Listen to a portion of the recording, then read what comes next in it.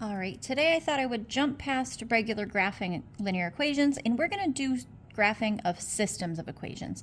Now, a system of linear equations, for anyone who isn't sure, in basic terms, yes, it's when that could give a big mathematical definition, but in general, it is when you have two or more equations that you want to solve at the same time. Solved at same time. So this is, you could technically have three systems of equations. Most Algebra 1 classes are going to be two, so that's what we're going to focus on. Now, what does it mean to solve a system of equations? I'm going to talk about our solution types. We say that as classifying a system of equations. They're classified based on those solutions. So now, what does it mean to solve it? If we have two linear equations, I'm expecting two lines, right? So our first is probably the most common that people think of. We have, say, this line in red and some other line on the same coordinate plane, and they meet at this point right here. This point would be the solution of that system. A solution is a point that is on both lines. So in this case, they meet at one spot. This is going to be one solution. And if whatever assignment it is that you're doing, if you're looking to classify the system by its technical term, we're going to call this consistent independent.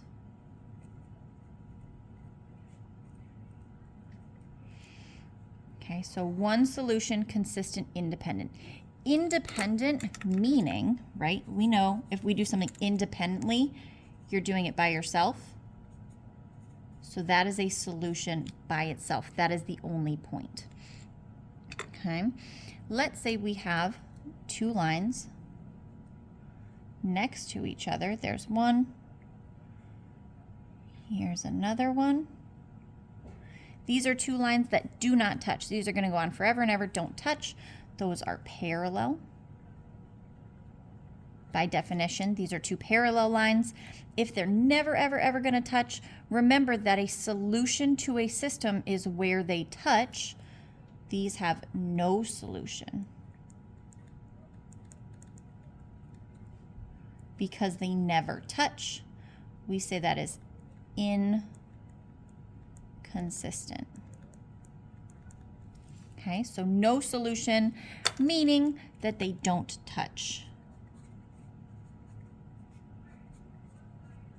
If they never touch, if they are parallel lines, we say that is no solution, it is inconsistent. Our third is probably the most tricky for people to identify. That's going to be, say, a line that looks like this. And then you have a second line. I'll use another color for this. Let's use, is this one going to work? Might be too similar. That's going to be two lines on top of each other. Of course, I use both pink. Maybe if I do red, I don't know. Anything to emphasize, this is going to be two lines directly on top of each other. We say, in this case, they touch everywhere. So I'll put that here. Two lines on top of each other. So these guys touch everywhere, right? Every single point on this line, which we know there's infinite points in a line, they are going to touch. Those lines are directly on top of each other.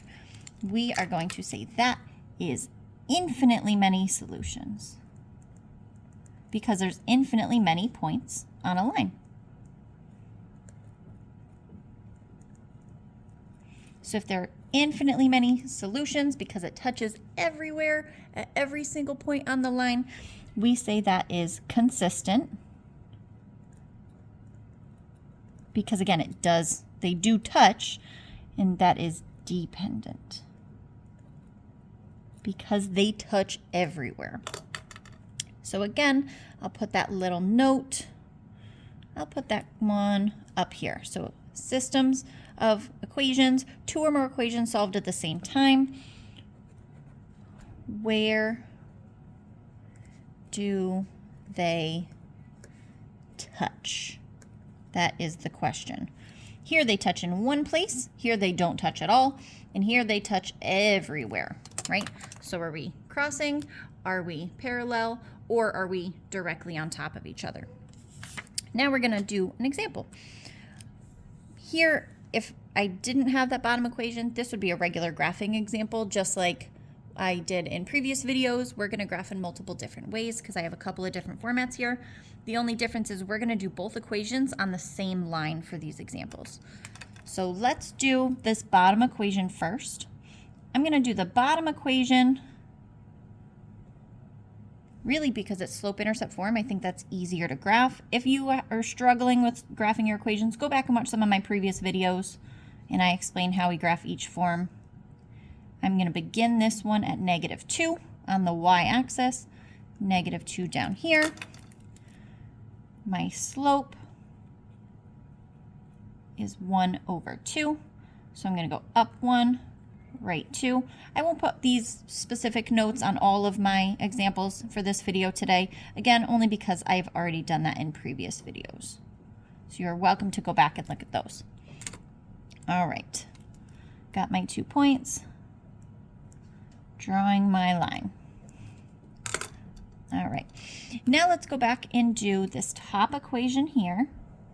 This is a standard form of a linear equation. I'm not going to use my cover-up method because 3 and 2 do not divide easily. So I'm going to convert this equation back into slope-intercept form, which I also have on previous videos. So 2x plus y equals 3. This one converts nice and easy just by moving my x. Y equals 3 minus 2x. This is my y-intercept at B, 1, 2, 3. My slope is -2, so down 2, right 1. Now I'm going to graph that line.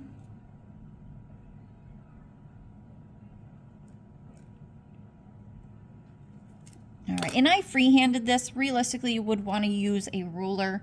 Graphing can be very tricky if your points don't perfectly line up. This one does meet at this point right here. I'm going to say this point is your solution. In this case, it is +2 for x, -1 for y. So this, we would say, if anyone was looking, you would say there is a solution. It is one solution at 2, -1. And if we wanted to classify it, this would be consistent, independent. I'm just gonna abbreviate it like that. And that would be our answer based on whatever kind of example you were doing, if they want the technical classification or if they're looking for that solution. So let's do a couple more examples really quick, just so you can see the different solution types and how they would look on actual graphs. I'm going to start again with my slope-intercept form equation down here, starting at +1 with my b. My slope is 1/3, so I go up 1, right 3. And I'm going to draw this line. Again, I should be using a ruler. I'm not, probably should. Nobody's perfect. Now I'm going to graph this guy up here. This equation is good for the cover-up method. I know that because I've done this a whole bunch. Hopefully you guys have too. You've practiced, maybe watched my other videos, and you recognize which numbers can divide easily. So -x equals 6.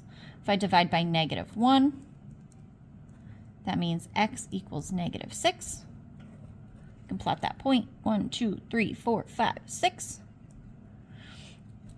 And 3y equals 6. Divide by 3. Y equals 2. 1, 2. Oh, 1, 2. Ooh, I'm looking sloppy here. My hand rubbed it a little bit. Got some ink on my hands. Oh well. This is why we do math in pencil, when we're not trying to make it stand out for notebooks, for videos. You guys do better than me.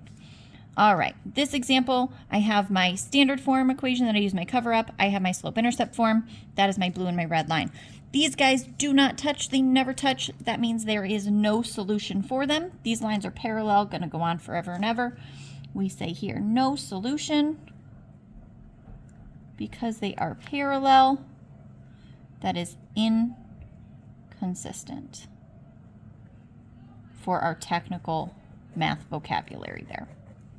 Okay, so that's what that would look like. We graph our lines. These guys are never going to touch. Let's do one more.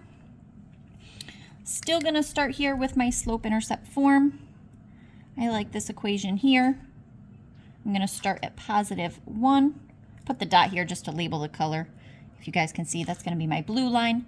+1, go down 1, right 3. Right here, right down and right, 1, 2, 3. Draw my line.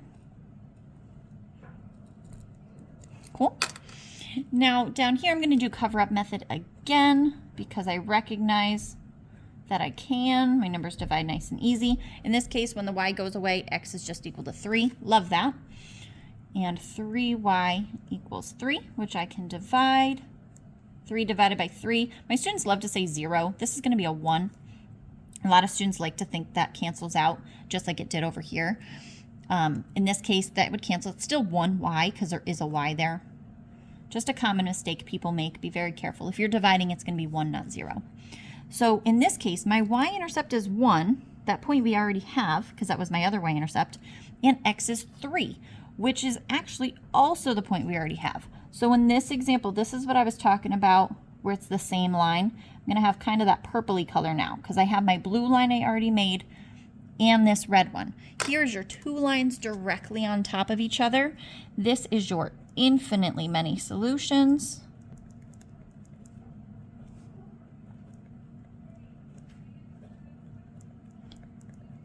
Because again, a solution is where the lines touch. In this case, every single point on the line they are going to touch. There are infinitely many points on a line, infinitely many solutions.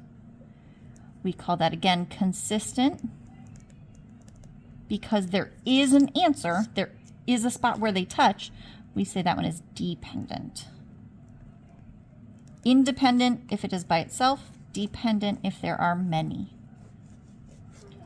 All right, I hope this helped. Graphing systems of linear equations. We have our no solution example, infinitely many solutions, and back here, our one solution with our classifications.